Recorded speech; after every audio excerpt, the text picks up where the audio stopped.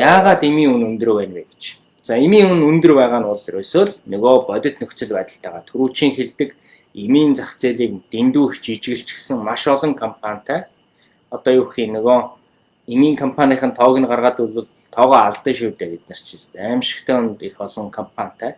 Тэгээд тэр нь бүгдөө очиод юу гэх юм жижиг баг шиг хэмжээгээр худалдаж авдаг. Ингээ баг хэмжээгээр худалдаж авахаар нөгөө юу гэх юм үнийн бууруулаад эсвэл гадаад харилцаан дээр одоо том компаниудаа очиж уулзаад эмийнх нь үнийг хямдруулаад авах юм болцоо боломж чадвар энэ зүйлүүд нь байдгүй болох төр зэрэг яадаг вэ гэхээр жижиглэнгээр очиод нэг бага хэмжээний юм авдаг.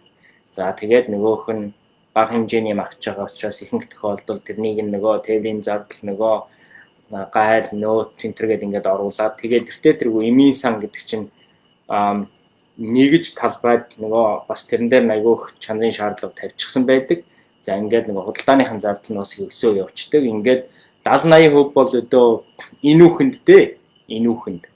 Одоо тэрнээс тэргүй тэгж зарчихгүй бол нөгөө хэдэн компани дампуурчих гээд байдаг. За гэхдээ бас юу гэх юм бүгдөө л дампуурчих гээд байсан бол бас ийм борооны дараа мөөх шиг ийм олон компаниус гарч ирэхгүй байх л да. Тэгэхээр яг хөө энэ дээр цаантаа наантай бас бодох хэрэгтэй. За ер нь бол нөгөө эмийн замбраагүй юм хэрэгэлгээ ерөөсөө нэг л одоо юу гэх юм жоохол юм болох төр зэрэг очиод им авч уудаг соёл эмнээс болоод ерөөхдөө бол одоо манай зах зээл бол эмээр ингээд ерөөсөө бараг л хансан уусмал маягийн болчихсон ийм байх жишээтэй шүү дээ. Тэгэхээр энэ хамгийн муу зүйл нь болохоор юу байна вэ гэхээр эмийнх нь өндөр тэгсэн хэрнээ одоо энээсээ болоод энэ олон компани өрсөлдөөний дунд одоо эм нь хямдхан байна уу гэхээр ерөөсөө тийм биш. Үнэтэй. Дэлхийн зах зээлээс бид нар хамаагүй үнэтэй байдаг. За тэгээ энэ дээр бид нар бодит жишээ хэлье л да. За элэгний Б вирусын юм дээр жишээлгээд. Энэ элэг утам Монгол үндэсний хөтөлбөр эрүүл элэг гэдэг 2014 онд нэг бид нар зарлан хэрэгжүүлэхээс өмнө одоо манай аав маань жишээлхэд интерфероны эмчилгээ хийх хэрэгтэй болоод С вирустэй гэдэг. Интерфероныг 2008 онд байна уу да тэр чинь үдсэн Монгол бүртгэгдээгүй тэгээд бүртгэгдээгүй байсан. За нэг бүртгэгдээд ингээд яасан чинь нөгөөх нь бүр тэнгэр татсан үнэтэй. Ямар ч тийм утгагүй үнэтэй байсан. За тэгээд яг уу бид нар нөгөө энэ элэгний вирусын чиглэлээр ажиллаж эхлээд энэний одоо хамгийн чухал зүйл бол явж юу байдаг вэ гэхээр аливаа эмчилгээ хийгээд одоо энэ өвчлөлийг бууруулах гэдэг юм бол тийм үү. Энэ өвчлөлийг бууруулахын тулд бид нар яах ёстой вэ гэхээр тэрэнд хэрэглэгддэг эмийн үнийг бууруулах хэрэгтэй байхгүй юу. За энэ ажлаас бас ажлын бас гол чиглэл байсан. За тэгээ энэ дээр ажиллаж эхэлсэн. За ажиллаж эхлэхээс өмнө бол жишээлхэд эмийн үнүүд нь одоо Б вирусын юм одоо Б вирустэй чинь бол Б вирусын эсрэг устгачдаг юм байдгүй гэхдээ вакцинтай. За вакцины энтрийн хувьд бол харьцангуй гайгүй. Ягаад гэвэл нөгөө Хуамын хөгжлийн сан UNDP энтрийн шугамар захиалга энтрийг өгөөд WHO Дэлхийн эрүүл мэндийн байгууллагын шугамар авчдаг учраас тэрэн дээр бол харьцангуй гайгүй манай улс.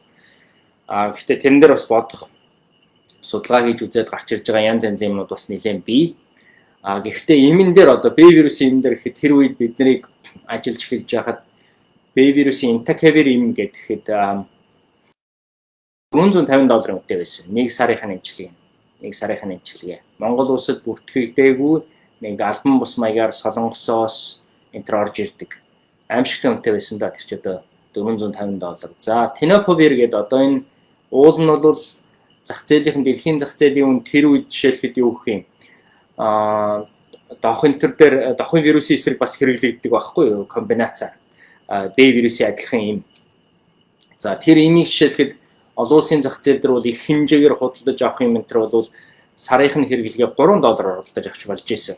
$3. $36 жишээлхэд бүтэн жилийн $36. За тэгэхээр зэрэг за бүр ингээд юу гэх юм тэр их хэмжээгээр авч байгаа биш одоо арай нэг бага шиг хэмжээгээр авахд ойролцоогоор $5 үнэтэй байсан. Монгол улсад жишээлхэд тэр бол одоо манай тэр үед эрүүл мэндийн дэд сайд байсан Амар санаагийн Belladonna гэж компани энэ энтхийн Mylan гэж компаниас. Тэр Mylan бол одоо жишээлбэл юу гэх ерөнхий нэршлийн эмийн хамгийн том үйлдвэрлэгчдийн нэг нь. Хамгийн том үйлдвэрлэгчдийн нэг. Дэлхий дээр байж байгаа. Америкийн компани л да. Энтгэхт үйлдвэртэй Америкийн Pennsylvania мужид байдаг ийм компани. Тэгээ Mylan-ы нөгөө дистрибьютор гээд $115 тэр үеийн ханшаар бол тэгж зарж байсан. Тэгэхээр чи юу гэх юм $5 имийг 115 гэхтэй зэрэг бараг нэг 20 гэд 22 23 дахин өсгөж зарж байсан байж шүү дээ. За тэгээ энэ бол нэлээд хэдэн жил тэгж зарсан л да.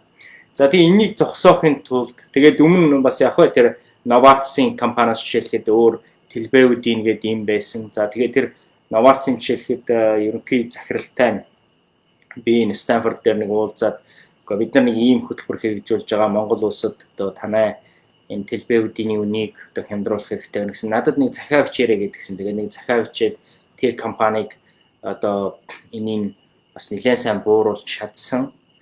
За тэгээд тэр Mylan-тай холбогдоод энэ юуны имийг B вирусын тэр имийг бол тэр амар санаагийн Belladonna гэж компаниг танай энэ одоо Америкийн энэ том корпорацийн энэ ямар ч хариуцлагагүй одоо 20 гэд дахиж ийм 20 22 23 дахин өсгөж ингэж зарж байна. Та нар одоо энэ асуудлаа зэгцлээ гэж тэр хүмүүст нь хэлээд нэг Washington DC бид нэг уулзалтан дээр тааралдаж таарад тэгээд тэр хүмүүс Монгол улсад бидний урилгаар 7 сард 2000 энэ чи юу вэ 15 оны 7 сард ирсэн байх нь. Тэгээд бид нар юу ч хэлсэн гэхээр одоо бид нар бол эмийн нөгөө тэр түгээлт мүгээлт энэ худалдаанд оролцохгүй. Ягаад гэвэл бид нар ашиг сонирхлын зөрчилтэй болчихно.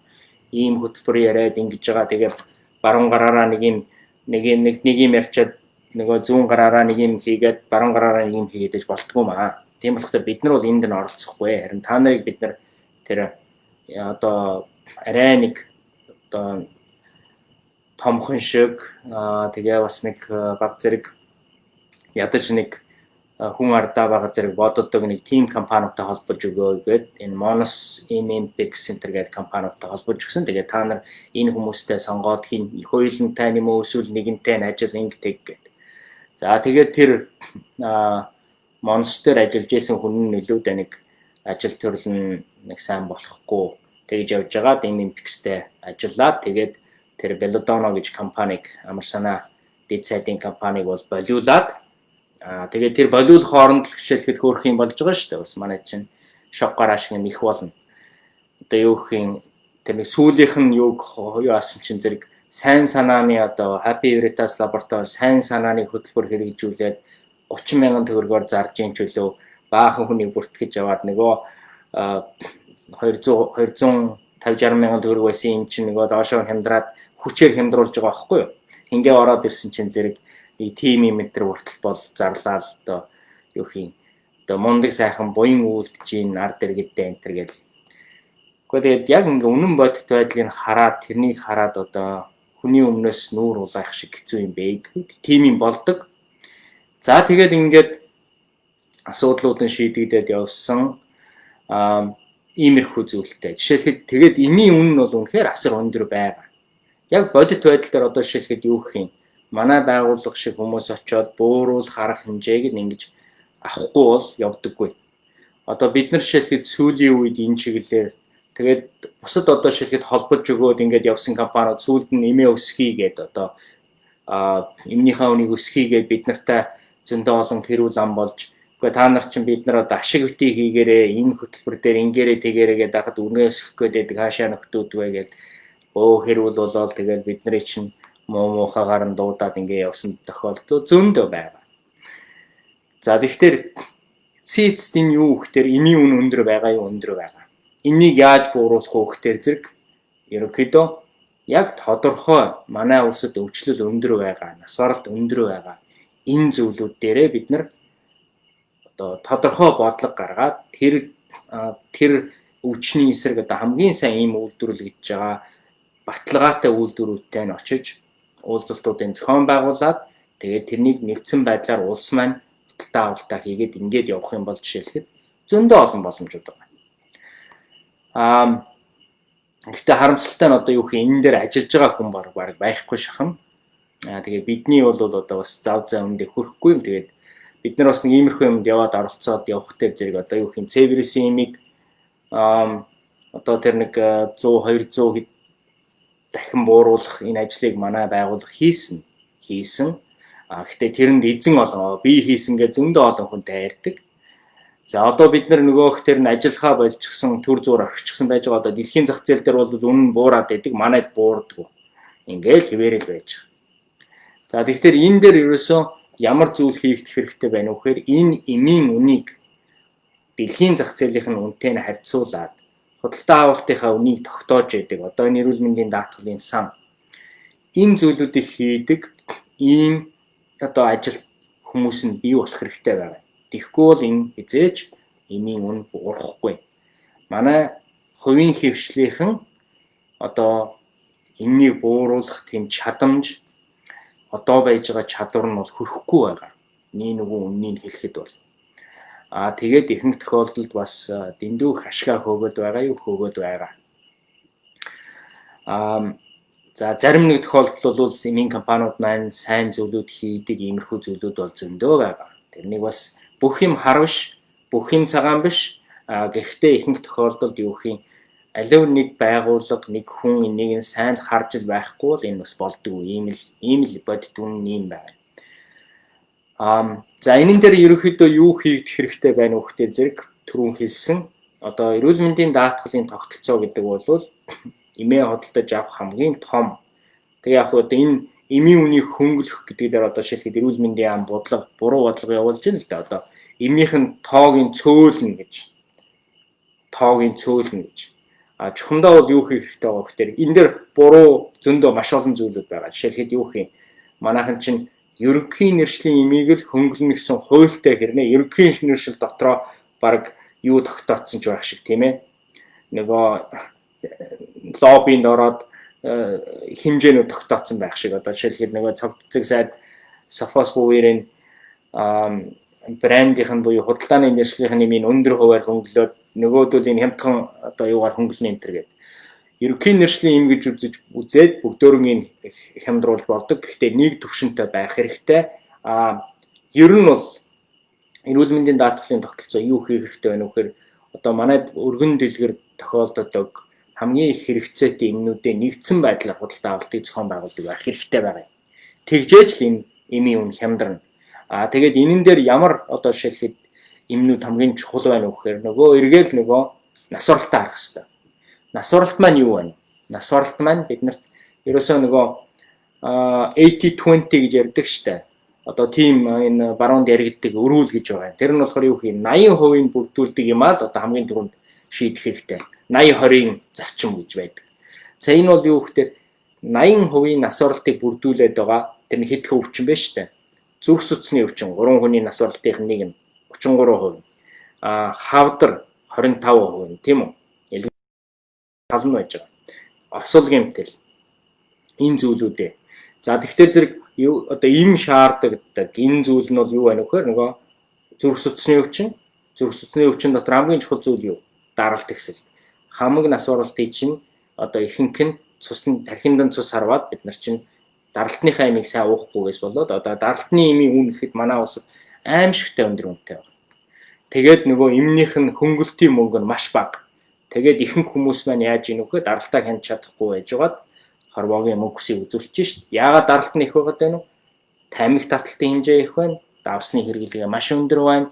Тэгээл нөгөө хуурамч трансфат тос гээд хэд одоо муу чанарын тосыг хэрэглээд байгаа тийм ээ. За энэ зүйлүүдээс болж байна. За тэгэхээр ерөнхийдөө бол эмийн үн өндөр байна. Энэ үнийг бууруулахын тулд бид нар нэгдэлсэн байдлаар худалдаа авалтыг зохион байгуулдаг хэрэгтэй.